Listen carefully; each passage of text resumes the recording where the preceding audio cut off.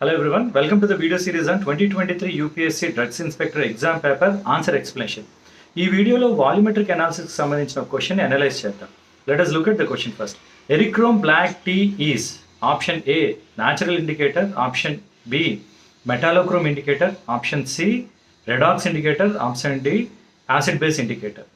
Now ఇది straight away indicators కి సంబంధించిన question. Now right answer for this question is erythrome black tea is metallochrome indicator.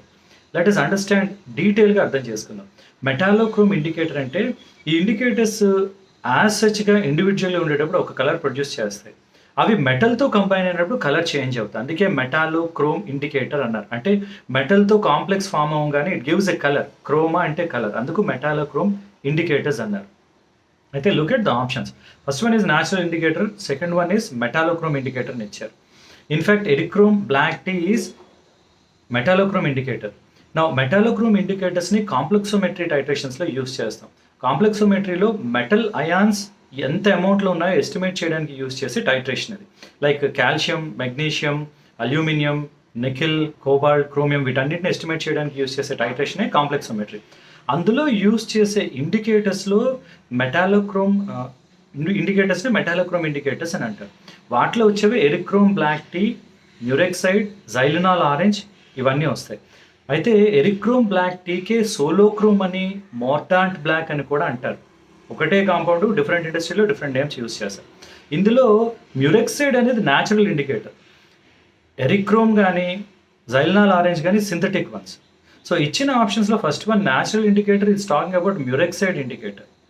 కానీ question ఏమడిగారు eriochrome అంటే metallochrome indicator. So option 2 right answer. కానీ మిగతా indicators గురించి కూడా అవగాహన ఉండాలి. న్యాచురల్ ఇండికేటర్ అయిన మ్యూరెక్సైడ్ కెమికలీ ఏంటి అంటే అమోనియం పర్క్యూరేట్ ఈజ్ మ్యూరెక్సైడ్. ఆ పర్క్యూరిక్ యాసిడ్ ఎలా వస్తుందంటే యూరిక్ యాసిడ్ ఆక్సిడైజ్ అవడం వల్ల పర్క్యూరిక్ యాసిడ్ వస్తుంది. అందుకే దాన్ని న్యాచురల్ ఇండికేటర్ అని అంటారు. కొంచెం డీటెయిల్గా చూస్తే ఈ కాంప్లెక్సోమెట్రీలో మేజర్గా మెటల్ అయాన్స్ని ఐడెంటిఫై చేస్తారు. ఇందులో 4 డిఫరెంట్ టైప్స్ ఆఫ్ టైట్రేషన్స్ ఉంటాయి. Direct titration, back titration, replacement or substitution titration and then indirect titration. బ్రీఫ్గా చూద్దాం. డైరెక్ట్ అందరికీ తెలిసిందే, మనం ఆ మెటల్ని ఎస్టిమేట్ చేయాలి. ఇనీషియల్గా ఇండికేటర్ మెటల్ కంబైన్ అయ్యి ఒక కలర్ ఇస్తాయి. తర్వాత ఇథిలీన్ డయామైన్ టెట్రాఎస్టిక్ యాసిడ్ అనేది న్యాచురల్గా కాంప్లెక్సోమెట్రీలో యూస్ చేస్తారు. ఇథిలీన్ డయామైన్ ఈడిటిఏ వేయంగానే ఈ మెటల్ ఇండికేటర్ కాంప్లెక్స్ నుంచి మెటల్ని ఈడిటిఏ తీసుకుంటుంది. సో ఇండికేటర్ ఫ్రీ అవ్వడం వల్ల ఆ ఇండివిజువల్ ఇండికేటర్ మళ్ళీ ఒక డిఫరెంట్ కలర్ని జనరేట్ చేస్తుంది. ఆ కలర్ జనరేషనే end point of the titration అవుతుంది. ఇలా రెగ్యులర్గా జరిగేవి డైరెక్ట్ టైట్రేషన్. డైరెక్ట్ టైట్రేషన్లో ఏంటి అంటే ఆ మెటల్ ఈడిటిఏ ప్రాపర్గా ఫాస్ట్గా రియాక్ట్ అయ్యి ఒక కాంప్లెక్స్ ఫామ్ అవుతాయి. ఈ కాంప్లెక్స్ స్టేబుల్గా ఉంటుంది, ఒక ప్రాపర్ ఇండికేటర్ ఉంది. ఇలాంటివన్నింటిని ఎస్టిమేట్ చేయడానికి యూజ్ చేసే మెథడే డైరెక్ట్ టైట్రేషన్. మరి బ్యాక్ టైట్రేషన్ ఏంటి?